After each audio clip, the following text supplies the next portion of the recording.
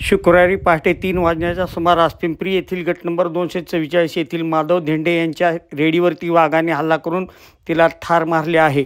सदर प्राणी हा वाघच असल्याचे वन विभागाचे धुमाळ साहेब यांनी सांगितले। त्यांनी घटनास्थळी भेट देऊन पंचनामा केला आहे। माधव धर्मराज धेंडे, राहणार पिंपरी साखर, तालुका बार्शी, आणि माझा गट नंबर आहे 244। याच्यामध्ये रात्री 3च्या सुमारास माझ्या घराच्या पाठीमागं माझी सगळी जनावरं आहेत। 3 जनावरं, 3 म्हशी आणि 1 रेडी। तर रात्री 3च्या दरम्यान कुत्र्याचा आवाज आला। फार मोठा आवाज आल्यानंतर मी उठलो आणि बॅटरी घेऊन आलो। तर एक माझी रेडी 2-2.5-3 वर्षाची रेडी होती, तिला फाडलं त्या वाघानं आणि मी बॅटरी दाबीस्तोवर वाघ ह्या नान्नी दिशेकडे पळत गेलेला दिसला।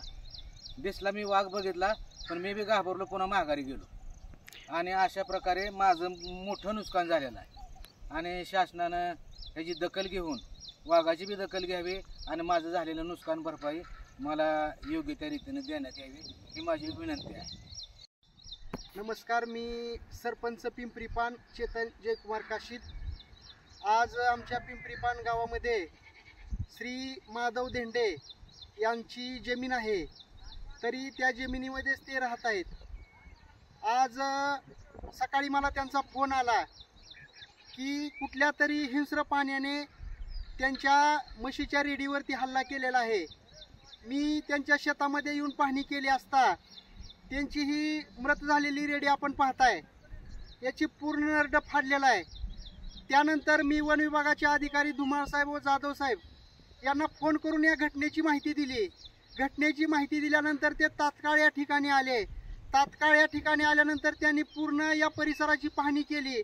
ही मृत पावलेल्या रेडीच्या शरीरावरती ज्या खुणा आहेत त्या खुणा पाहिल्या आणि आसपासच्या परिसरामध्ये या भागामध्ये काही ठसे आढळत आहेत का हे ठसे पाहिले आणि या रेडीच्या शरीरावरती झालेल्या खुणा आणि ठस्याच्या आधारे त्यांनी हा हल्ला वाघानेच केला आहे असं स्पष्ट केलेलं आहे।